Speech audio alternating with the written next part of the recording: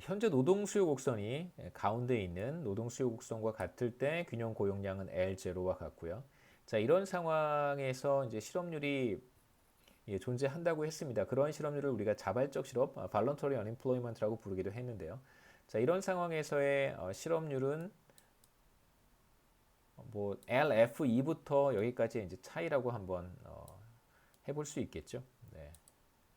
그래서 뭐 임금이 아무리 상승하더라도 일정 수준 이상으로는 사실 고용이 증가하지 못하는 경우를 우리가 보고 있습니다. 그래서 이만큼의 실업이 이제 최초의 어떤 실업 수준이다라고 한번 가정해 보죠.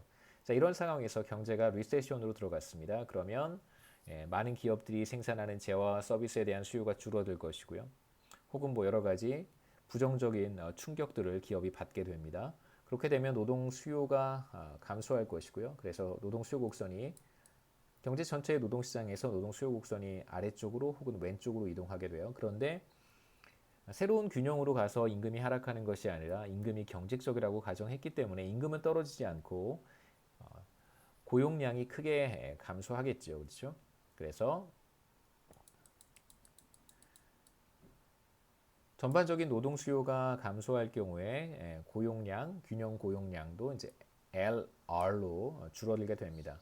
자, 그러면 이러한 상황에서 실업은 더 늘어날 텐데요. 실업은 여기에서 여기까지 실업이 늘어나겠죠.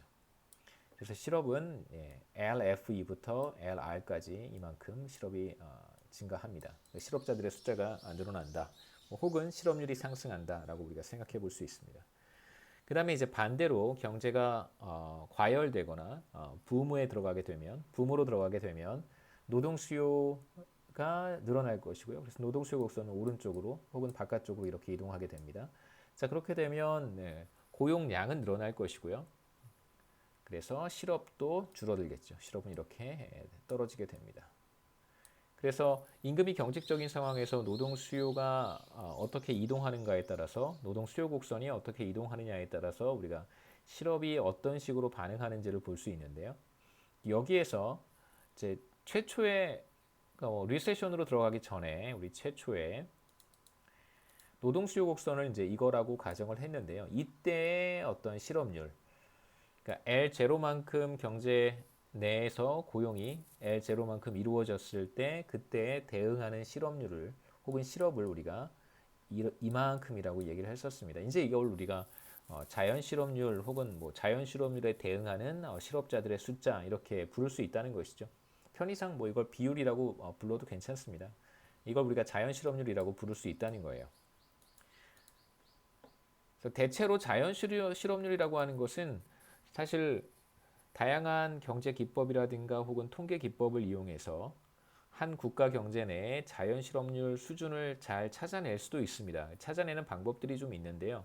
그런데 이제 뭐 기본적으로 자연 실업률이라고 하는 것의 의미는 국가 경제 내에 이렇게 유휴 투입 요소들이 없는 상황에서 달성할 수 있는 GDP를 잠재 GDP라고 하거든요. 그러니까 뭐 자본 설비도 완전 활용되고 있고, 그러니까 지나치게 가동률을 100% 이상으로 끌어올릴 수도 있죠, 그렇죠? 오버타임을 한다든가, 뭐 야간 시간에도 공장을 돌린다든가, 혹은 뭐 야근 근로자들은 야근을 한다든가 이런 식으로 이제 오버타임 워크를 할 수 있습니다. 자본도 그렇게 할 수 있고 노동도 그렇게 할 수 있는데 이제 그런 상황이 아니라 완전 활용되고 있다는 것은 가동률 100%라는 뜻이에요. 100%를 넘어가지 않고 우리가 정규 근로 시간 내에 이제 fully utilize 되고 있는 상황을 우리가 그것에 대응하는 산출량 수준을 잠재 GDP라고 보통 얘기를 하는데 잠재 GDP 수준이라고 하더라도 실업률은 0%는 아닙니다. 그렇기 때문에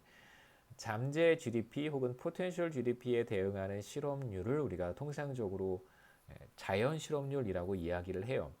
자연 실업률을 찾아내는 것은 비교적 쉽지는 않습니다. 왜냐하면 자연 실업률을 우리가 지금 간단하게 제가 자연 실업률을 이렇게 정의한다라고 말씀을 드렸지만 조금 더 디테일하게 들어가면 사실 잠재 GDP가 무엇이고 어떻게 측정해야 되는가도 사실 쉽지는 않아요. 쉬운 문제는 아닙니다. 물론 포텐셜 GDP를 우리가 다 추정하고 찾아내고 하는 방법들은 있는데 그게 사실 뭐 연구자들마다 경제학자들마다 그런 값들을 찾아내지만 내가 찾은 것이 맞다라고 말할 수 있는 근거는 사실 되게 빈약해요. 그러니까 이것이 잠재 GDP일 가능성이 높다라고 말할 수 있지만 내가 찾은 것이 진짜 잠재 GDP다라고 말할 수는 없어요. 왜냐하면 그건 사실 존재하지만 어떻게 분명하게 우리가 뽑아낼 수는 없으니까요. 사실 그런 어려움이 있습니다. 그렇기 때문에 자연 실업률이라고 하는 것도 Natural Rate of Unemployment도 Potential GDP에 대응하는 개념인데 이것도 우리가 구체적으로 뭐 다양한 기법을 사용해서 찾아낼 수는 있는데 내가 찾은 것이 맞다. 이게 바로 자연 실업률이다라고 이렇게 주장할 근거는 사실 희박한 거죠. 하지만 많은 사람들이 자연 실업률을 찾아내는데 별 차이는 별로 없어요. 차이는 크게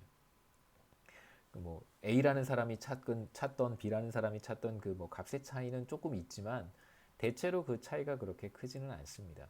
그래서 우리가 어떤 경제 전체의 평균적인 실업률을 보통 자연 실업률이라고 부르기도 하는데요. 그래도 괜찮습니다.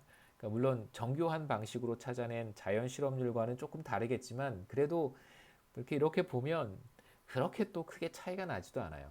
하지만 평균적인 실업률이 자연 실업률이라고 말할 수는 없는 거죠. 왜냐하면 그 데피니션하고 다른 거니까요. 그래서 제가 설명드린 잠재 GDP에 대응하는 수준의 실업률을 자연 실업률이라고 우리가 정의할 수 있다면 정의에 맞게 자연 실업률을 찾는 것이 중요하고요.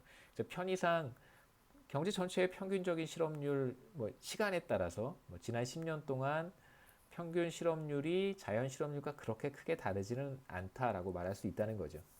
여하튼 우리가 평균적인 실업률을 우리가 자연 실업률이라고 해석할 수 있다면 어떨 때는 실업이 이렇게 늘어나기도 하고 어떨 때는 실업이 이렇게 줄어들기도 했습니다. 하지만 평균적으로 봤을 때 대충 실업이 한 요 정도라고 볼 수 있잖아요. 그래서 우리가 이러한 실업률을 비율을 표현할 수 있다면 이러한 실업률을 우리가 자연 실업률이라고 부른다라고 얘기할 수 있습니다. 그리고 실제로 우리가 실제 실업률이라고 하는 것은 바로 이 자연 실업률보다 높아지기도 하고요. 이렇게 자연 실업률을 상회하기도 하고 자연 실업률보다 실제로 낮게 나타나기도 하고요. 그럼 이제 상승하기도 하고 자연 실업률 주변에서 이렇게 상승하기도 하고 하락하기도 하잖아요. 바로 요 변화, 실업률이 자연 실업률 수준에서 변화하는 이 변화를 우리가 cyclical unemployment라고 부른다는 것이죠.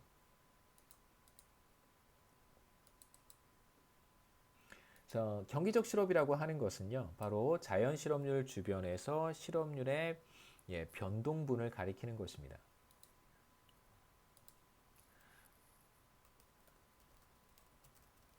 실업률의 변동분인데 이제 자연 실업률로부터의 디비에이션, 이탈을 보여주는 것이죠.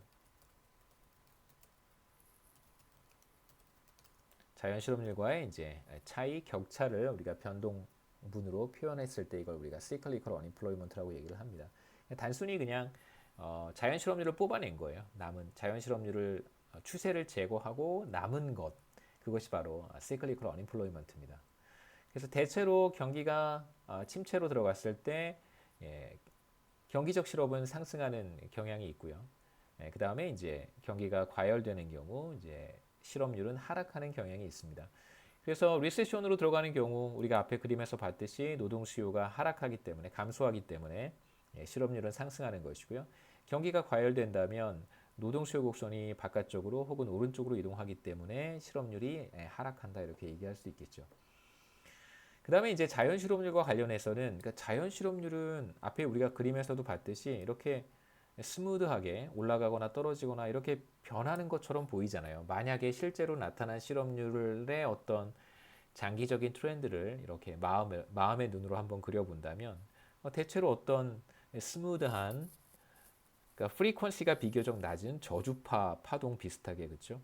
이렇게 우리가 한번 그려볼 수 있는데 자 그러면 이런 자연 실업률이라고 하는 것을 결정하는 것은 또 무엇일까? 아까도 말씀드렸듯이 경기적 실업이라고 해서 그 안에 마찰적인 요인이 들어가 있지 않은 것도 아니고 거기에 마찰적 요인도 들어가 있고 구조적 요인도 다 들어가 있습니다.